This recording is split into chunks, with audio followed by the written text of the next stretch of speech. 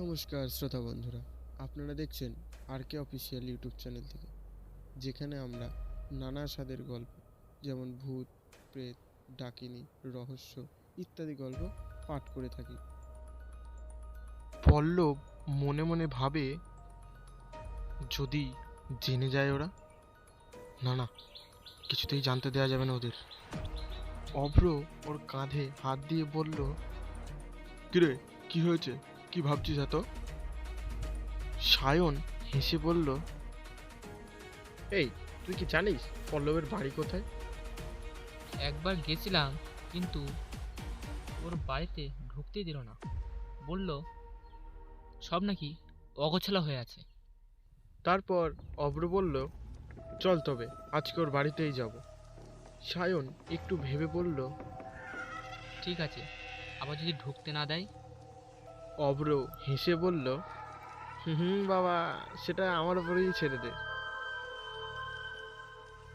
School শেষে অভ্র আর সায়ন পল্লবের বাড়িতে গেল। বাড়িটি দোতলা। বাড়িটাকে বাইরে থেকে দেখে মনে হয় বেশ সাজানো গোছানো। পল্লব ছুটির আগেই বাড়ি চলে গেছিল। ওরা পল্লবের বাড়ির সামনে এসে দরজাতে ধাক্কা দিল।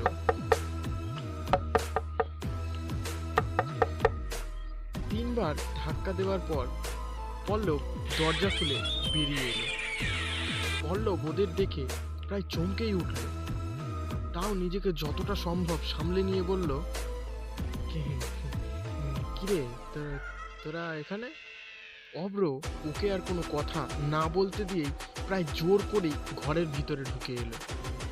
ভেতরে এসে অভ্র আর সায়ন যা দেখল, সেই দেখে তাদের শিরদাঁড়া দিয়ে একটা ঠান্ডা স্রোত বয়ে গেল।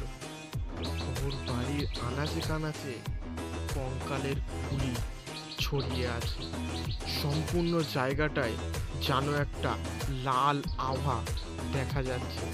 সোফায় একটা কালো বেড়াল জল চোখে তাকিয়ে আছে। বাড়ির সিলিংয়ে বাঁদর ঝুলছে।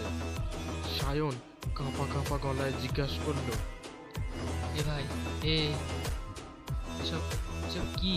পল্লব বলল, তোরা একটু শান্ত হ, আমি তোদের সবই বলছি, শান্ত হ। দেখ, আমার দাদু একজন তান্ত্রিক ছিলেন। ছোটবেলাতেই আমার মা বাবা মারা যান। তারপরে আমি দাদুর কাছেই মানুষ। দাদু জানিস, মন্ত্র বলে ভূত নামাতে পারতেন। আমিও শিখে নিই দাদুর সাথে থেকে থেকে।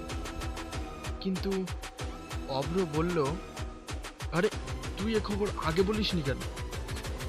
আজকেই আমরা তোর বাড়িতে ভূত নামানোর খেলা দেখতে আসবো। কিরে সায়ন, আসবি তো? সায়নও তালে তাল মেলালো। পল্লব বারণ করার চেষ্টা করেও পারল না। রাতে আবার সায়ন আর অভ্র ওদের বাড়িতে এলো। খাওয়া দাওয়া করার পর ওরা গিয়ে সেই সোফাটায় বসলো সবাই। পল্লব বলল, দেখ, তোরা কিন্তু নিজের বিপদ নিজেই ডাকছিস। আরে সেসব ছাড়, তোর কাজ শুধু ভূত নামানো, তুই সেটাই কর আগে। পল্লব দীর্ঘশ্বাস ছেড়ে বলল, হ্যাঁ, যা, তোরা এই টেবিলটাতে গিয়ে বস, আমি আসছি। অভ্র আর সায়ন টেবিলটাতে গিয়ে বসলো। পল্লব একটা ছুরি নিয়ে এসে ওদের সামনে বসলো। ওর জিভ লক লক করে উঠল। তখনই অভ্রর ফোনে একটা ফোন এলো। অভ্র ফোনটা তুলে বলল, হ্যাঁ, কে? ফোনের ওপাশ থেকে একটা চেনা গলা ভেসে এলো। হ্যালো, হ্যাঁ, আমি পল্লব বলছি। কালকে স্কুল ছুটি তো? অভ্র আমতা আমতা করে বলল, আমি তো তোর বাড়ি তোর বাড়ি কিছুক্ষণ পরে সব চুপ। পল্লব ফোনের ওপাশ থেকে চিৎকার করে উঠল, তোরা তাড়াতাড়ি বেরিয়ে আয়, ওটা আমি না, তাড়াতাড়ি তোরা বেরিয়ে আয়। ততক্ষণে সামনে বসা পল্লব হাসতে শুরু করেছে। হাসতে হাসতে বলছে, আত্মাদের তো একটা দেহ লাগে, মানুষের মৃতদেহ। সঙ্গে সঙ্গে পল্লব ছুরিটা ঢুকিয়ে দিল সায়নের বুকে। অব্র পালাতে গেল কিন্তু পারল না। বুঝতে পেরেছে তার বুকের কাছটা ভেজা লাগছে, কেউ অর্ধেক করে দিচ্ছে তার দেহটাকে। বাদুরগুলো চারিদিকে উড়তে শুরু করেছে, কঙ্কালের খুলিগুলো আকাশে উঠতে লেগেছে। পল্লব হাসতে হাসতে বলছে,